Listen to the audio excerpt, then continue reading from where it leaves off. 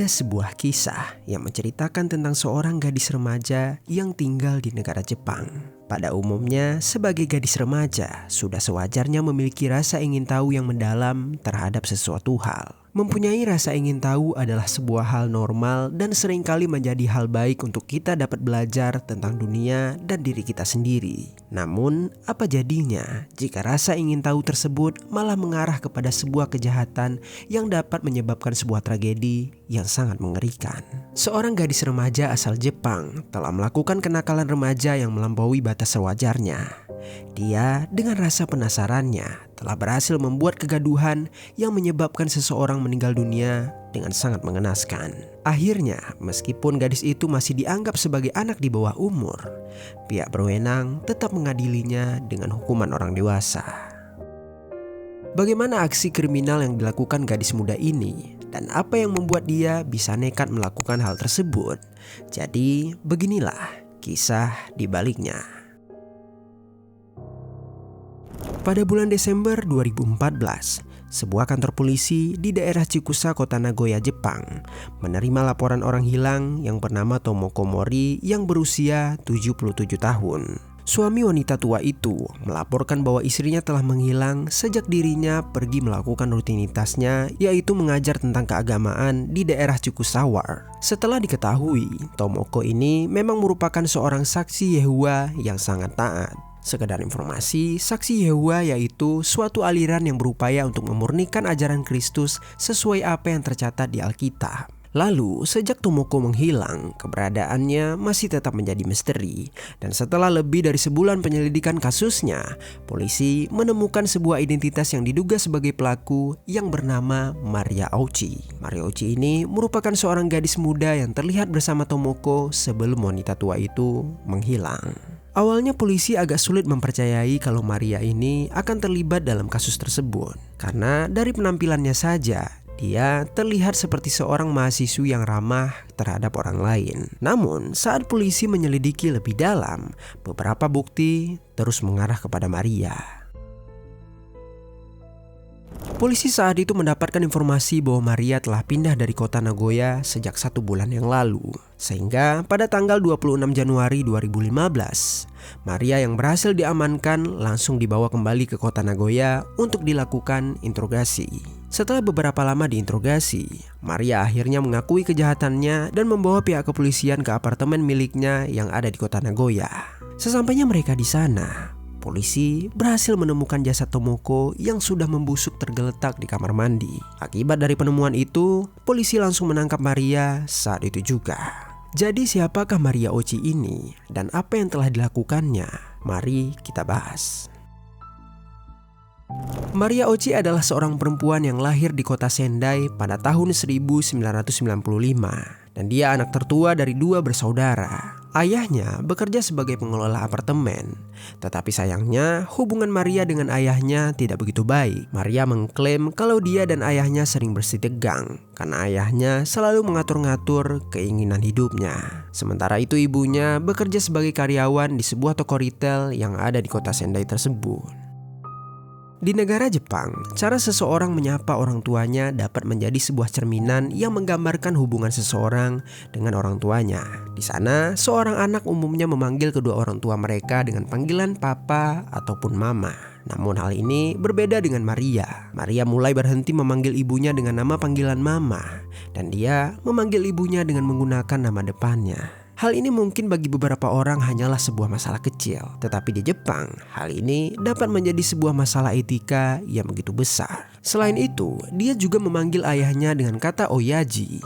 Oyaji sendiri bukan hanya memiliki arti ayah saja, melainkan juga seorang lelaki parubaya atau pria yang sangat tua. Dan kata ini biasanya digunakan oleh laki-laki, sehingga bisa terdengar sedikit kasar jika perempuan yang mengucapkannya.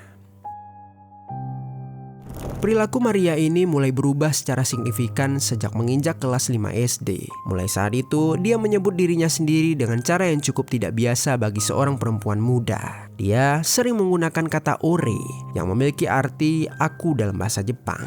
Namun di Jepang, kata ore ini biasanya diucapkan oleh seorang pria. Dan terkadang dia juga menambahkan kata sama di belakangnya. Jadi jika disebutkan akan terdengar seperti orisama.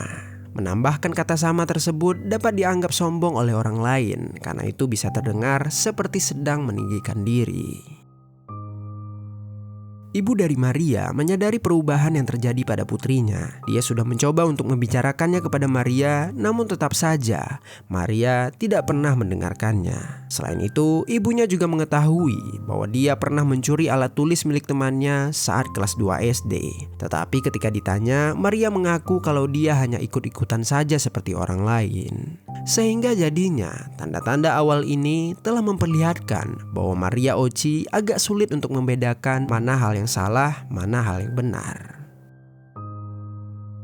Menurut orang-orang yang mengenal Maria, Maria selalu terlihat ceria dan banyak disukai oleh teman-temannya. Namun ada juga yang bilang kalau keceriaan dari Maria itu hanya sebatas di luarnya saja. Karena jika dilihat lebih dalam, Maria ini memiliki niat yang kuat untuk mencoba melakukan sebuah pengeksekusian terhadap orang lain. Yang mana meskipun dia membalut niatnya itu dalam sebuah candaan, beberapa orang masih bisa memahami maksud dari Maria.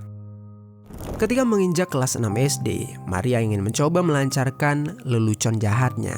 Saat jam makan siang sekolah, Maria berencana untuk memasukkan asam borat yang mengandung racun ke dalam makanan milik gurunya. Namun ternyata rencana jahatnya itu gagal karena dia tidak bisa menemukan asam borat tersebut. Sehingga dia menggantikannya dengan menyelipkan beberapa potongan staples dan juga serutan penghapus karet. Entah apa yang terjadi, yang jelas kejadian itu menyebabkan banyaknya drama. Dan hal itu juga merupakan awal dari kisahnya sebagai pembuat masalah di lingkungannya. Saat memasuki sekolah SMP, seiring waktu ketertarikan Maria terhadap kejahatan terus meningkat. Maria mulai tergila-gila dengan seorang penjahat yang bernama Shinichiro Azuma. Shinichiro Azuma ini merupakan seorang remaja berusia 14 tahun yang pernah mengeksekusi 2 orang bocah di daerah Kobe, Jepang pada tahun 1997. Pengeksekusian tersebut begitu terkenal dan mengerikan. Diketahui Shinichiro memisah-misahkan kepala serta tubuh milik korban dengan menggunakan gergaji. Dan ia kemudian meletakkan bagian-bagian korban tersebut di depan halaman sekolahnya. Kejahatan yang dilakukan Shinichiro itu ternyata membuat Maria menjadi kagum kepadanya. Ia merasa kalau lelaki tersebut sangatlah mempunyai tekad yang pemberani karena mengingat usianya yang masih 14 tahun. Kemudian semenjak saat itu, Maria mulai membeli sebuah pisau secara online dan kemudian dia menceritakan niat-niat jahatnya kepada adik perempuannya. Adiknya sempat ingin melaporkan kepada orang tua mereka. Tetapi adiknya merasa takut setelah Maria mengancam adiknya dengan sebuah pisau. Lalu ketika melanjutkan sekolahnya di SMA Saint Ursula AC High School, penampilan yang dipilih Maria semakin membuat gadis itu terlihat berbeda. Maria memotong rambut panjangnya dan memilih menggunakan seragam sekolah anak laki-laki yang biasanya disebut dengan gakuran. Meskipun penampilan dan perilakunya terlihat aneh, dia tetap populer di kalangan teman-temannya. Bahkan mereka sampai segan dengan Maria karena dia dianggap sebagai siswi yang cerdas dan karismatik. Singkat cerita, setelah lulus SMA, Maria diterima di Fakultas Sains Universitas Nagoya yang cukup bergengsi. Maria saat itu mulai hidup mandiri dengan mempunyai apartemen sendiri. Dia juga menghabiskan waktunya dengan kehidupan kampus seperti mengikuti mata pelajaran, bergabung dengan tim pemandu sorak, dan juga mengikuti kegiatan klub piano. Namun setelah beberapa lama dia berkuliah, pada suatu hari, Maria pernah dengan bangga mengatakan kepada ibunya bahwa dia bisa saja membeli narkotika secara bebas di daerah kampus. Dan ia juga menambahkan kalau dirinya mulai memiliki keterikatan dengan benda terlarang itu dengan alasan dia mengambil jurusan sains. Ibunya yang khawatir mencoba untuk memperingati Maria, namun tetap saja tidak ada satupun perkataan ibunya yang didengar oleh Maria. Baiklah, sekarang mari kita beralih kembali ke proses investigasi polisi kepada Maria yang nantinya akan berujung pada pengeksekusian kepada Tomoko Mori. Jadi, setelah Maria Ochi ditangkap atas pengeksekusian terhadap Tomoko, Maria mendapatkan interogasi secara mendalam. Maria mengakui bahwa dirinya telah melakukan kejahatan sejak dia masih duduk di bangku SMA. di mana saat itu pada tanggal 27 Mei 2012, Maria mengajak teman sekelasnya untuk pergi ke sebuah bar karaoke yang sudah sering mereka kunjungi bersama. Diketahui tempat itu memang tempat ilegal sehingga anak di bawah umur dapat memasukinya. Lalu saat sedang menikmati nyanyian sambil minum-minum, Maria secara diam-diam memasukkan talium sulfat atau zat kimia ke dalam minuman milik temannya. Kemudian saat temannya meminum air beracun tersebut, dia langsung memuntahkannya karena menyadari ada sesuatu yang aneh dari rasa air tersebut. Tetapi sayangnya, karena dia sudah telanjur meminum air itu, akhirnya dia tetap mengalami gejala-gejala seperti rambut rontok dan juga mati rasa di beberapa anggota badannya. Saat dia dibawa ke rumah sakit, dokter tidak dapat mengidentifikasi penyebabnya saat itu. Sehingga korban tidak pernah mengetahui siapa pelakunya sampai akhirnya hal itu diakui oleh Maria saat diinterogasi. Kejahatan yang dilakukan Maria tidak berhenti sampai di situ saja. Dari bulan Mei hingga bulan Juli, Maria terus meracuni teman-teman sekelasnya dengan cara yang sama. Salah satu korbannya yang merupakan laki-laki harus kehilangan penglihatannya dan dipindahkan ke sekolah khusus disabilitas. Saat korban diwawancarai oleh media, dia sangat merasa sedih saat mengetahui bahwa pelaku atas kejahatan tersebut adalah temannya sendiri, yaitu Maria Ochi.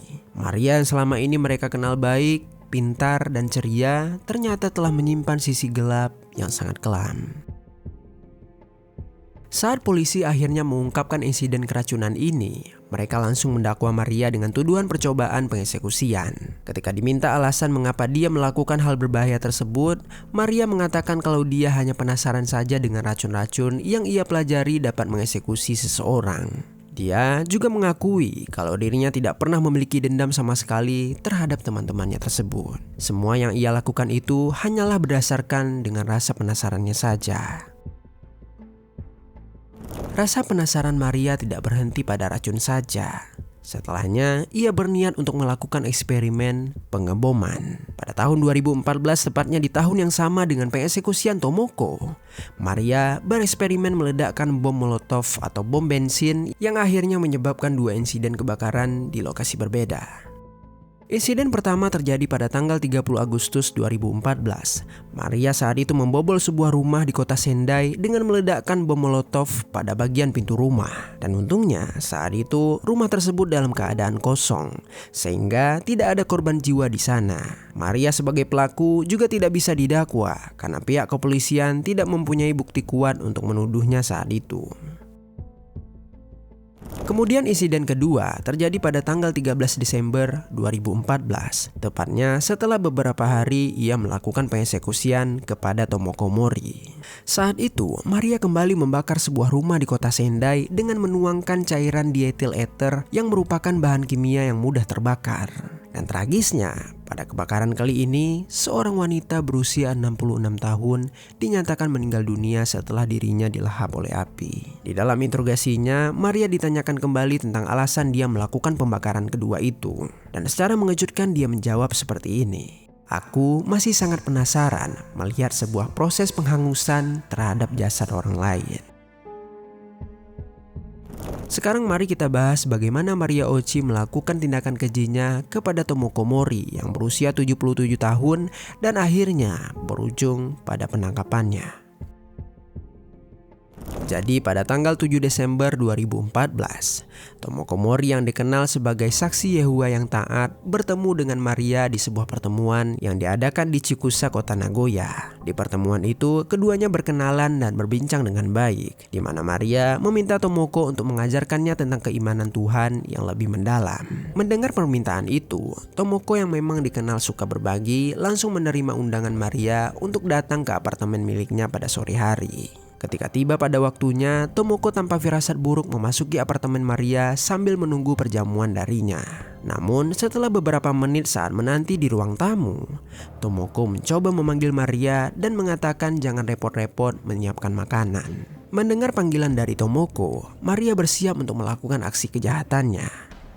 Maria perlahan-lahan berjalan dari arah belakang dan langsung menyerang kepala Tomoko dengan menggunakan kapak secara berulang kali. Ketika melihat Tomoko telah terjatuh, Tomoko sempat berbicara kepada Maria.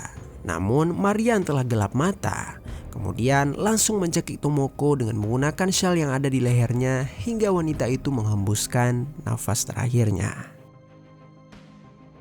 Lalu setelah menyadari bahwa Tomoko tak lagi bernyawa, Maria kemudian menyeret tubuhnya ke dalam kamar mandi dan membiarkannya tergeletak di sana dengan syal miliknya masih melingkari di lehernya. Maria juga sempat memotret beberapa foto yang akan dia simpan dan ia sebutkan sebagai catatan dari hasil percobaan. Dan masih di hari yang sama, Maria membuat sebuah tweet di Twitter dengan mengatakan, "Akhirnya saya berhasil melakukannya."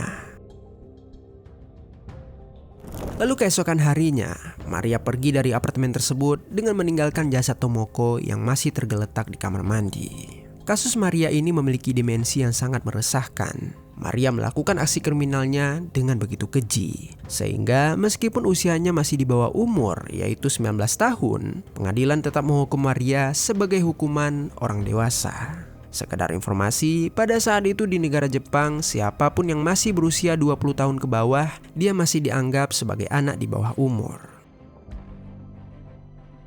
Setelah proses interogasi selesai, pada pertengahan Februari 2015, Maria diwajibkan menjalani evaluasi psikiatris selama 3 bulan sebelum persidangan. Persidangan pertama dan kedua yang dilakukan di tanggal 16 dan 19 Januari 2017 telah memberikan rincian yang mengejutkan bagi semua pihak, yang mana terungkaplah ketika terjadinya penyerangan kepada Tomoko, Tomoko sempat bertanya kepada Maria terlebih dahulu apakah dia akan mengeksekusi dirinya. Lalu kemudian Maria menjawab dengan tenang, "Ya, aku akan mengeksekusi dirimu." Ketika Tomoko meminta alasan mengapa dia melakukan tindakan tersebut, Maria menjawab dengan mudahnya, "Saya hanya ingin mengeksekusi seseorang. Saya hanya penasaran dengan rasa kepuasannya."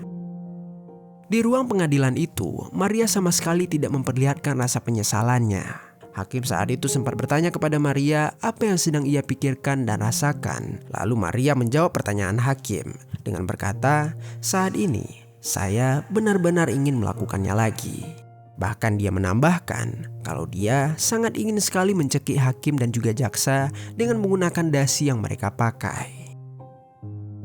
Seorang psikiater di persidangan memberikan keterangan bahwa Maria sempat mengatakan kalau dirinya sering merasa kesepian dan tidak mempunyai teman untuk bercerita. Dia juga menyalahkan ibunya yang tidak memberikan perhatian apapun kepada dirinya, sehingga hal itu kerap kali membuat dirinya stres dan berdampak pada penampilannya yang terlihat berantakan. Namun meskipun begitu, selama di pengadilan, Maria terus mengklaim bahwa motif dia melakukan tindakan jahat tersebut hanya untuk memuaskan nafsunya saja dengan melihat orang lain meninggal dunia.